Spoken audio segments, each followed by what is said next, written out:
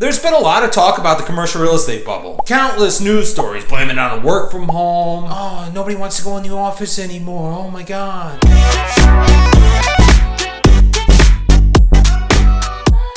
Long story short, properties were overvalued because of high rents and cheap money. That's it.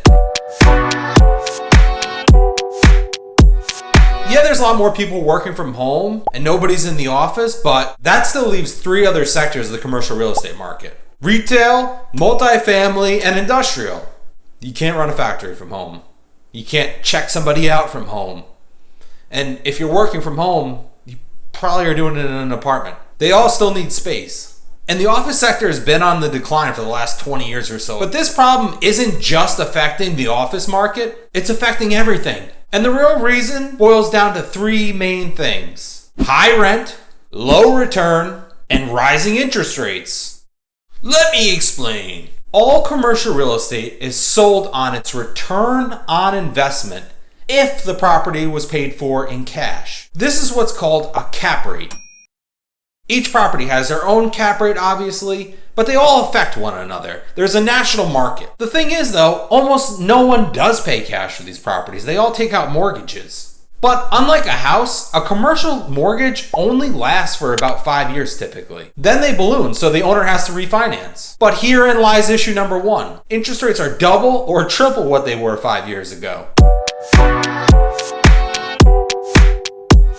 And that brings us to issue number two. Over the past 10 years, these cap rates across the board have been very, very low, which means that people were buying stuff at a very low return. This was because interest rates were very low. So even after paying their mortgage, the property would still cash flow. And of course, because people would still buy them at low returns. Some people might even have believed that they could increase their returns by cutting expenses or raising rents. But that brings us to issue number three.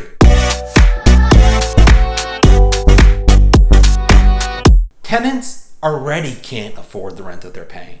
The average American is paying over 30% of their take-home pay to housing. And furthermore, commercial leases are much longer than residential, typically 5 years or more. Plus, tenants typically have pre-negotiated options that spell out their rent for the next 20 years or more. So it's easy to say just raise rent, but you can't. Especially when you increase rent beyond the rate that people can afford, it starts to create problems that actually become more costly. So obviously people are less inclined to lease from you. So you have increased vacancies and longer turnover periods. And then with existing tenants, you're gonna have late payments or even worse, default. And I'm sure some tenants will just say, I'm not paying it, and just wait to get evicted. And then you have legal expenses and the headache of going through all that. And don't even think about trying to lower expenses. The cost of everything from utilities to lawn care, maintenance, have dramatically increased in that same time span. Forget about a landlord increasing profit. I would be surprised if a landlord was able to maintain the profit they had 5 years ago today. So now take all three of those issues and combine them. You are here. You're a landlord who can't increase their income, but has a mortgage that's about to double or triple. And that is where we get the bubble. Take a look at this property right here. Prime suspect. Let's imagine that you bought this a few years back. You paid $9 million and the bank financed $6.75 million at 3.3%. Which was great because your mortgage was only $354,000 per year. And the property brought in $394,000. So boom, you still had $40,000 left over. But now that loan is up and it's time to refinance. My bank is currently offering prime plus 3%, which today would be 11.5%. But over the course of the last 5 years, you built about $700,000 in equity. So now you need to borrow just over $6 million. So your new mortgage payments are now $700,000 a year. Remember, the property was only bringing in $400,000. So now you have to come up with an additional $322,000 just to break even. Just to call yourself the landlord of this property. Not even to make a profit. Hey, I'm the big shot owner. So how do you fix it? There's a few things you could do about it. 1, raise rent until it breaks even. So if we take our deficit and divide by our rentable square footage, we'd have to raise rents by $2 per square foot per month. But as you can see, that's almost double the rent that these people were paying. And as I said earlier, people already can't afford their current rent. Now double it?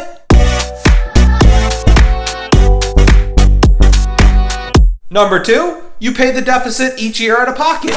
I don't know who or why anyone would do this. Furthermore, I don't think any bank would approve it, especially if you're not owner occupying. Typically, a property has to cash flow in order for them to approve the loan.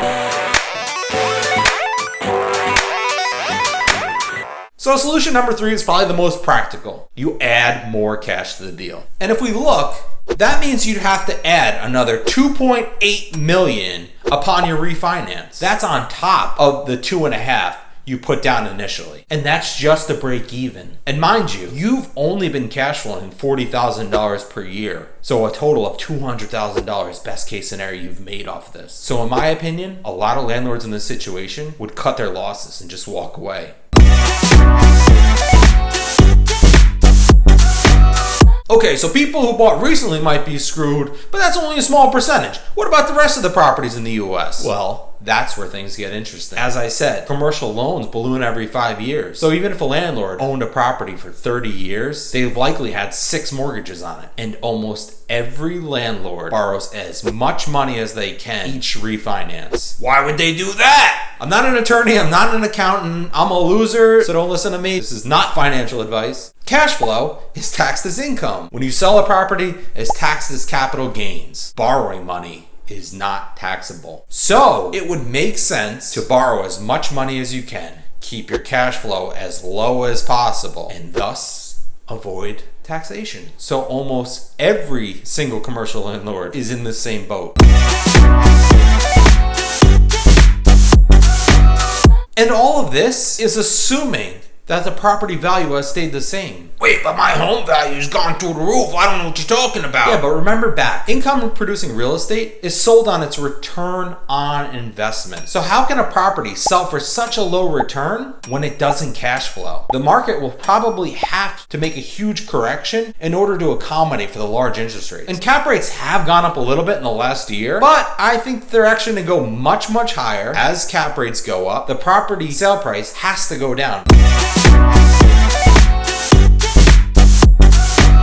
So what will happen? Here's my prediction. Realistically, banks will work with the big boys. Anybody that has a large portfolio, they'll figure out a way to make it work. Number 1, because they're good customers, but also there's nobody there to pick up the pieces should the banks foreclose. And anybody that has properties under like $1 million, there's enough idiots out there that will buy them, not cash flowing, and the banks will approve it. But then we get into the meaty part of the curve. Call it $2 to $6 million. The doctor who bought an investment property, they're the ones that are gonna get caught up, in my opinion. A lot of people wanted to invest in real estate recently. They bought something like that property. They already weren't making a lot of money on it. It's a pain to own. And now they gotta put more cash into the deal? Nah, those guys are done. But those are just my opinions based on the math. And I'm not only an idiot, but I'm also a loser. So don't listen to me.